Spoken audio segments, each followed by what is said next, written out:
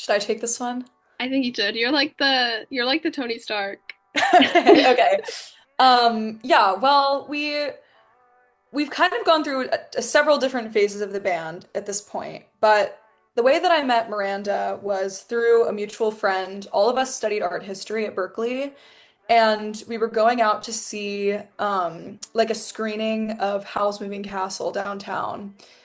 And we just met each other through a mutual friend, and as we were walking home, I was looking for bandmates at the time and just asked the group as a whole, like, hey, does anyone happen to know someone that plays bass? And she was like, I play bass. And so we ended up starting a little band for a performance that I had heard about that was coming up soon. And ever since then, after that performance passed and in the following couple of months, we became friends. We started writing songs together, which was really cool, and the band kind of took off. And then more recently, I think this was 2 years ago now, Tiana and I also met at a house party through a mutual friend in a hot tub. We actually played Rage Cage side by side without knowing it. Beautiful. And then later in the night, we were both in this hot tub in Alameda talking about the music scene in the East Bay and found out we both played music. And she was like, "Yeah, I'm studying music at Cal." And I was like, "What instrument is your focus?" And she was like, "Drums." And I was like, "I want you." And so that's how we all kind of got connected. In terms of how our sound has changed, the first song we released was like super, like it's acoustic. It's was filmed. I mean, it was recorded just like in Sophia's bedroom, at their old apartment, and so it was very like low key, very intimate. And we put that out because we wanted to have something out on Spotify, but like we didn't have the money slash resources to do a whole production kind of thing.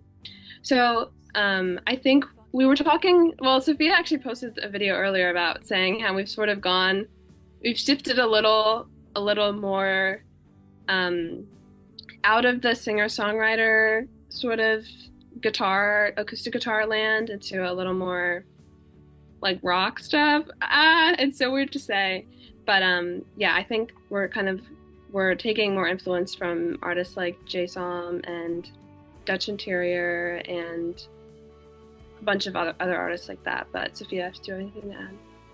Yeah, up until this point, whenever anyone asked me what genre our band made, I would say classic indie rock. Like pretty much whatever you think of when you think of indie rock, we're under that umbrella.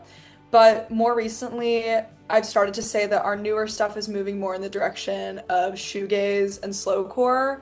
I think Horse Jumper of Love and then Dutch Interior also are influences, kind of getting into the more like grungy side of things. And this EP also has one song with a hardcore breakdown, which was kind of out of left field, but we love Mannequin Pussy, and another band, Tiana's In, covers a Mannequin Pussy song. So taking notes for sure.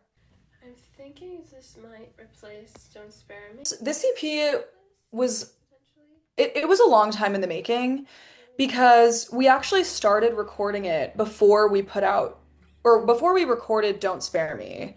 So it started in January of 2024, and it originally was going to be a solo EP because it's about my breakup. So it's kind of like a self-contained journey and plot arc and everything. But then we just got distracted working on other stuff. We put out Don't Spare Me, which was super special and awesome and was received super well. And then following that up, trying to keep that momentum going and put out a new release, we decided to come back to my EP and put it out as a collaborative release under SWELL FOOP and my solo project. So everyone came to the studio, we overdubbed a bunch of tracks, rearranged some things. Yeah, and then it ended up in the final state that it's in now, which is so much better than the original. And just, I think our energy together as a band made it what it is now, which is really cool. I can speak more generally. I'm a really, really, really big movie fan. Both my parents went to film school, so like that was a big part of my life growing up and still is a big part of my life. Um, and so I feel like when the writers that I really look up to and the stories that I really look up to are like very human, very like character focused. So I think I would say the directors I really like are like Mike Nichols. I think one of my favorite movies is Heartburn, and I think we can relate to that in the way Heartburn by Nora Ephron, based on the Nora Ephron book. And I think it's just like the most romantic movie of all time, even though it's about the end of a relationship, because I think the humor that it finds and the pain and the beauty and like something that isn't even all that good to begin with is something that I think kind of speaks to the CP and kind of speaks to the kind of complexity that I go aim for in my writing. So, love that movie. Ooh, I'm so glad you asked. You picked the Yeah, right one. I just texted Miranda yesterday saying like I hope that people resonate with Pandora's Box. I hope that it gets its flowers. I think this is one of the best songs that I've ever written because it's complex. It's somewhat difficult to play sometimes. And it's ambitious. That's something that I was really like me and the producer when we were working on this, we're like, damn, this song is tough to contain because it's so all over the place. So I'm really excited to talk about it. But I wrote this the day after I broke up with my partner who this EP was about. We were taking a class together at the time, and there were Zoom meetings scheduled for the end of the semester final project as a one-on-one with our professor. And I think because both of our brains were just super scrambled at the time, they ended up joining at my meeting time. So I'm chatting with my professor about my like final project on Pompeian floor mosaics, and suddenly my ex is in the call, and we hadn't spoken since I broke up with them. So it was just crazy. And my professor knew we were dating too. So she was like, "Oh, are you right next door? Like are you guys in the same apartment right now?" And both of us were like, Oh, nope. it Wait, was that's crazy. I never heard that story. yeah. That's hilarious. So it all started in that one moment, and I kind of just made an excuse for why I needed to leave and then left the call, closed my computer, got up, walked to my kitchen, and this line came to my head that was like, "I wish I knew what you were thinking. I'd give anything to be a fly on your wall." Because I had seen their room, I had seen the paintings on their wall, like it just put me instantly back in that space. And I was like, damn, I wish I could feel what you're feeling right now and be inside your head. So that was the beginning of Pandora's Box. And I kind of just sat down and wrote the entire thing in one sitting. And it's really inspired by Jay Som's cover of White Flag. The chord progression is basically just like a cut and paste of that. Like the E minor and the A minor and all of that is me taking a leaf from their book. But yeah, it's just about those first few days after the end of the relationship where I'm totally reeling because I'm half still in it. Like half of my brain hasn't even processed that it's over, and the other half is already trying to figure out what I'm gonna have to do in order to move on, I guess. I But feel yeah, like anyone who's been through a crazy breakup knows that things happen in those like weeks or months after a crazy breakup that are just like you can't make it up. Like you run into them at the worst place, like at the randomest time. Like you run into like I remember like I went after I had a similar experience. It was like my first time leaving my room in like days, and I'm in like my hometown, and then I like am kind of taking a walk just like trying to survive, and then I see like my ex's like mutual friend who like doesn't live in Alameda and is just like, hey, what, I'm randomly here. It's just like things like that will just happen.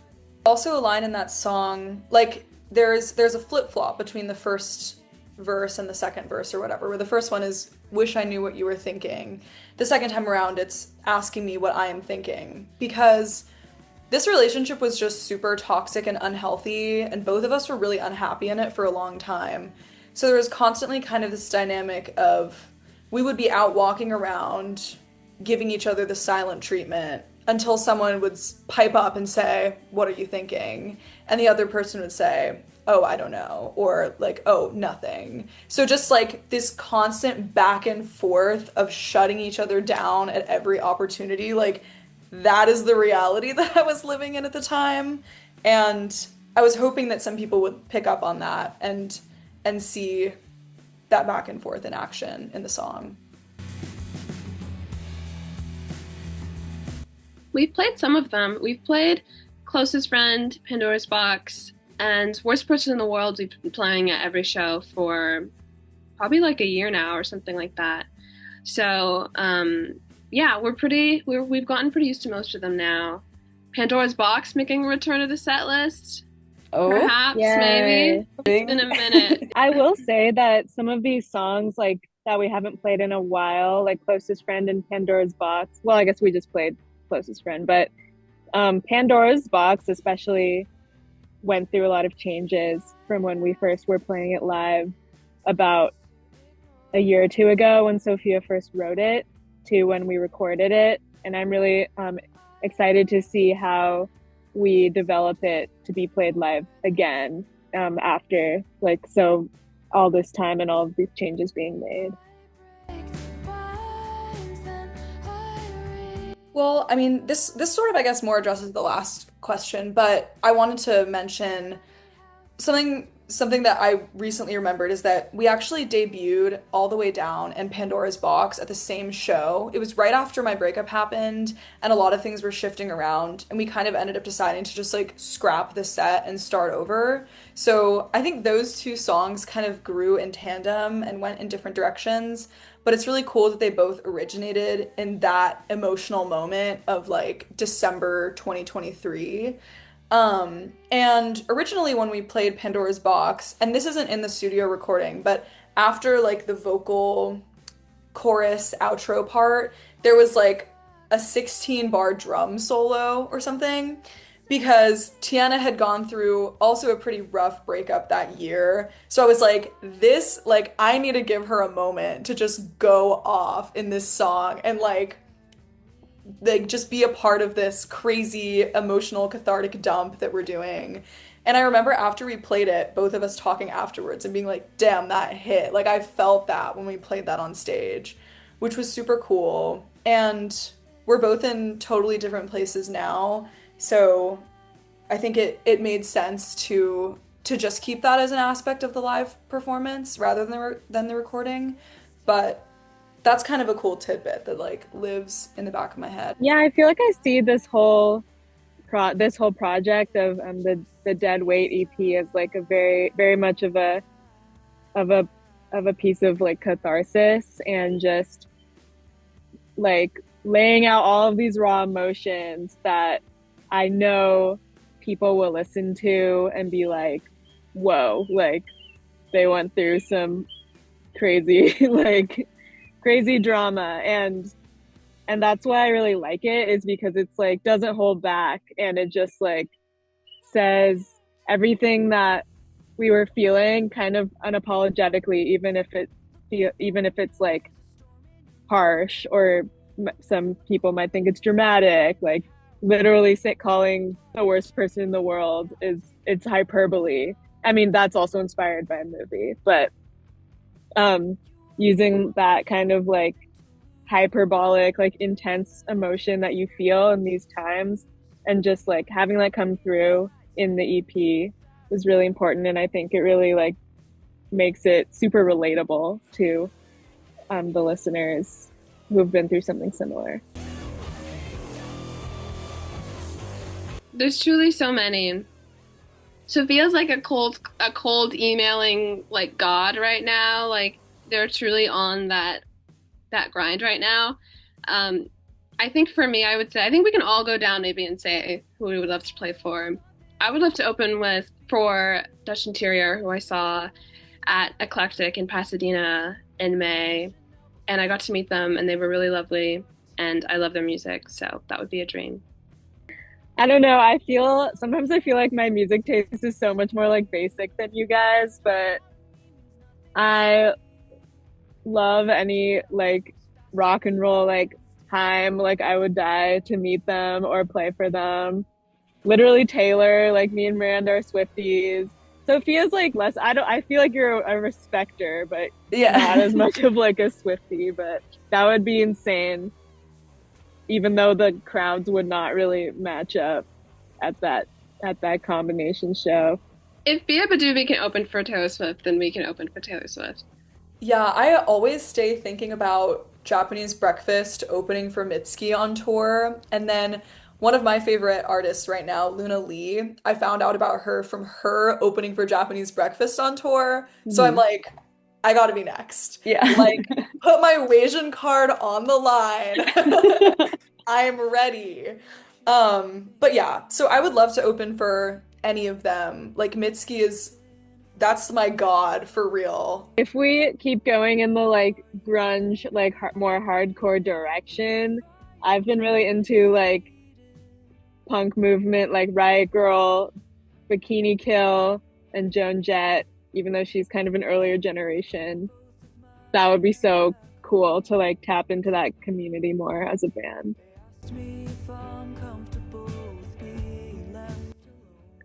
We've talked about this a lot, I think. Um, there's this meme I love of that I sent Sophia. It's like a picture of Jeff Buckley, and the caption is, "Imagine asking him to make short form content to engage the algorithm." And I really feel that deep inside. Just it can be frustrating sometimes, feeling like you're like turning out things that aren't music in order, or like in order to gain an audience on like a social media platform, and it can be hard to do that in an authentic way. But I think um, we're trying to do this. We're trying to do this in a way that feels authentic to us, and that is also respectful of the music that we want to make and the music that we're making already, and sort of finding that balance. But I also think that we rely heavily we gain strength from our like identity as like a femme band and a band made up of AFAB people, you know, all people of color as well. And so I think those kind of things feel to us, even though they can result in some harmful things just from the world and how the world treats people like that. I think we kind of use it as armor and as our strength in a way. So yeah. I think that's something that helps me feel like grounded as a band, an independent band, is like staying rooted in our community, like connected to all of the different artists that we met while playing gigs in the Bay, and then hopefully we'll start playing more gigs out of the Bay. But yeah, we reach out to like friends who are visual artists or video designers, like who worked on our music video and help us make animations. And we give them a platform. We try to pay them if we have enough, as much as we can, and usually they're like, that's enough for me. Cool. So happy to collaborate. And I think just like keeping a hold of our community, not being like the type to forget where we came from. Yeah, I mean we're writing an album right now, so we hope to record that sometime this year, and we're like so insanely excited about it. We were literally just writing it this morning. We were working on a song, so it's very much still in the process of getting formed, but it's like the most proud we've ever been of anything, and it isn't even made yet. So we're very excited to get that out for y'all. We also have shows coming up. We're playing in LA for the first time this month, which is super exciting because I'm from LA County, so it's kind of like a hometown show. Mm-hmm. And have some shows lined up for October too. So more touring. We would love to tour, more shows, and more music coming. So yeah.